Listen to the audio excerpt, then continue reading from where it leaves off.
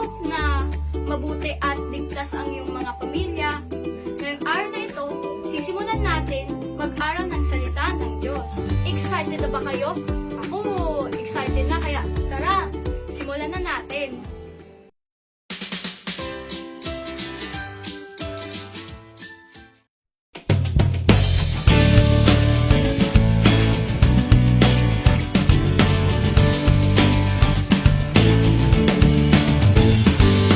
Love the Lord your God with all your heart, with all your soul, with all your mind, and with all your strength. Love the Lord your God with all your heart, with all your soul, with all your mind, and with all your strength. With all your heart, with all your soul, with all your mind, with all your strength. Love the Lord your God with all your heart, with all your soul, with all your mind, and with all your strength.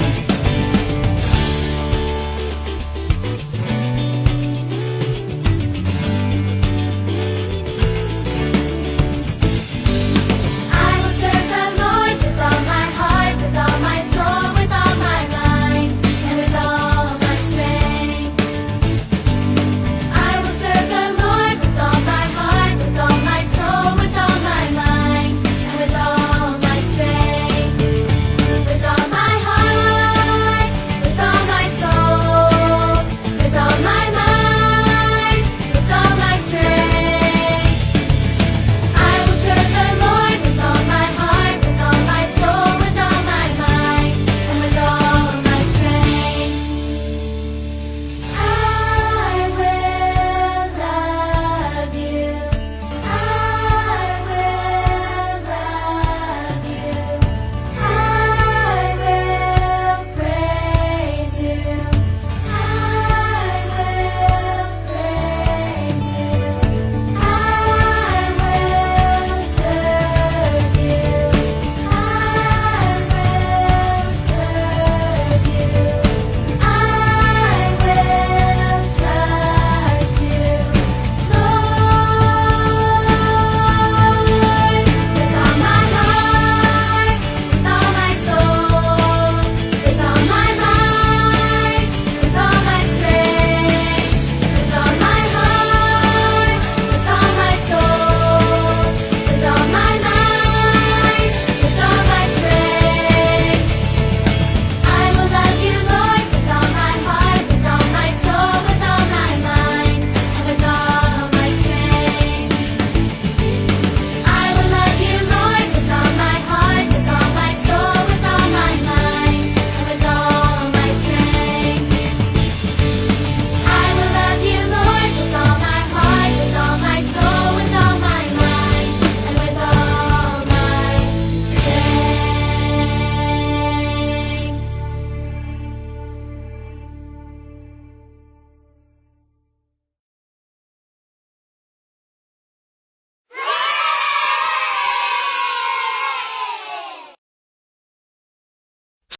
Ligtas mula sa leon.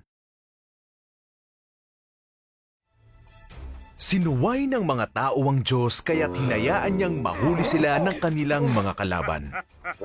Sinira nila ang Jerusalem at dinala ang maraming Hudyo sa Babilonya. Isa si Daniel sa mga Hudyo na napunta sa Babilonya. Naniniwala at nagdadasal siya sa Diyos 3 beses sa isang araw. Pinagpala ng Diyos si Daniel at naging isang kilalang pinuno sa bansang yon.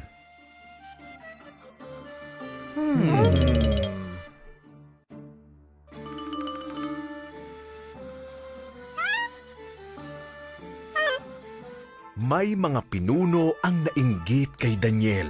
Kaya gumawa sila ng bagong batas. Kay Haring Dario lamang dapat magdasal ang mga tao. Itatapon sa kulungan ng leon ang sinumang hindi susunod. Pumayag si Dario. Hinuli si Daniel dahil patuloy siyang nagdasal sa Diyos. Nalungkot si Dario. dahil natutuwa siya kay Daniel. Napansin niyang nilinlang siya ng mga tao, pero hindi niya pwedeng baguhin ang batas. Itinapon si Daniel sa mga leon.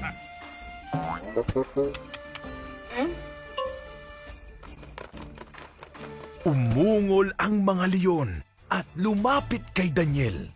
At dumating ang isang anghel. Ipinadala siya ng Diyos. Isinara ng anghel ang bibig ng mga leon. Nandoon buong gabi si Daniel, pero walang masamang nangyari sa kanya. Kinaumagahan, pumunta si Dario para tingnan kung buhay pa si Daniel. Nagpadala ng anghel ang Diyos upang iligtas ako, sabi ni Daniel. Natuwa ang hari. Inilabas si Daniel ng kulungan. Pagkatapos, ipinatapon ni Haring Dario ang mga kalaban ni Daniel sa kulungan. Kinain sila ng mga leon. Sinabihan ni Haring Dario na sambahin ng lahat ang Diyos ni Daniel.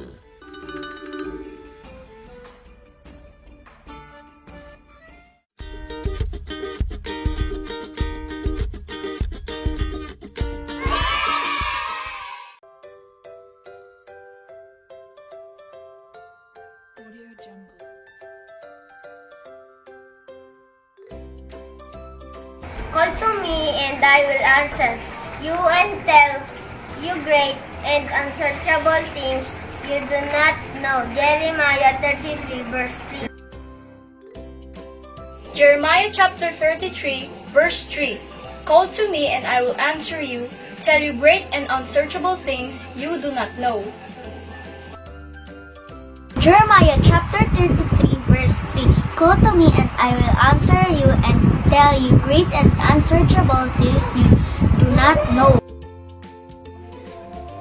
Call to me and I will answer you and tell you great and unsearchable things that you do not know.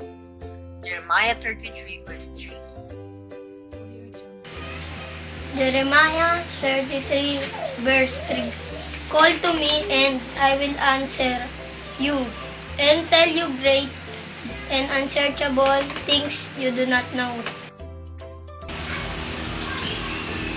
Jeremiah 33, verse 3. Call to me, and I will answer you and tell you great and unsearchable things you do not know. Me and I will answer you and tell you great and unsearchable things you do not know. Jeremiah 33, verse 3. Call to me, and I will answer you and tell you great and unsearchable things you do not know. Jeremiah 33, verse 3.